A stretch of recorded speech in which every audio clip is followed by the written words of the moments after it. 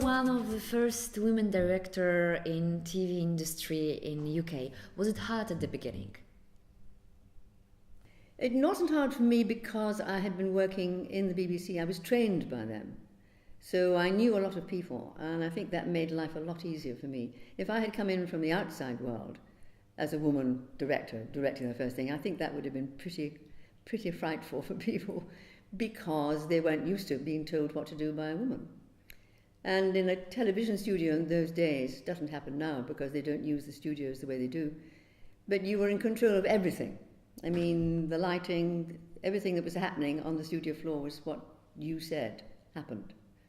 So it was actually easier for me because I was talking to people I knew. And as I said, that made life a lot less angst-ridden as it might have been for somebody who was new to the job. Because, I mean, I remember very clearly the first thing I directed in the studio.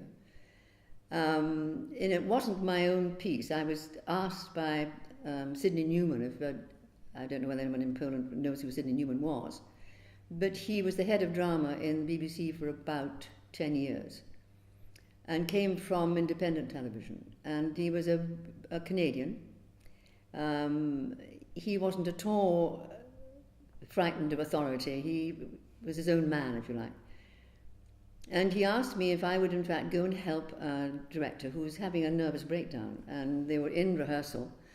And he was afraid that he wouldn't be able to take it into the studio. So he asked me straight off the directing course if I would go and help him. And this was a bit terrifying for me because, in fact, I hadn't done anything apart from exercises.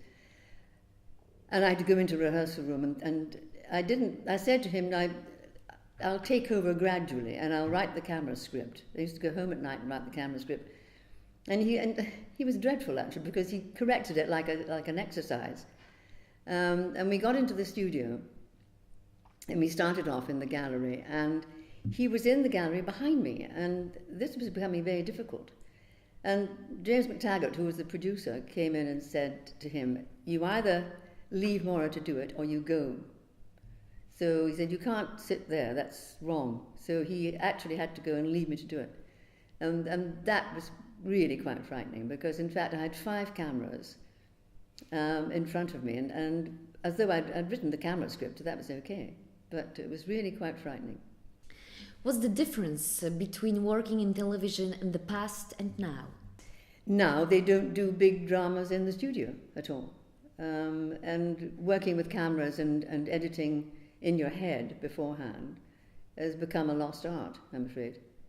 Now you either, if you're going to use a television studio, what they do is that they attach a recording machine to each camera. So that it just goes on, just runs, with an enormous amount of editing to do, because in fact there are lots of stuff you don't want to use. Whereas in fact when I did it, you wrote a camera script, which was the script with the cameras in fact were allocated what shots they were doing. And each camera had a series of camera cards, which told the cameraman what his next shot was and the number. So in fact you ran it non-stop, like a theatrical production. And the vision mixer and me as a director would cut the cameras according to what the shot was. So that requires a great deal of thought beforehand. And it saves a lot of time. But they don't do that now. And if they don't do that, then they go out and they film it.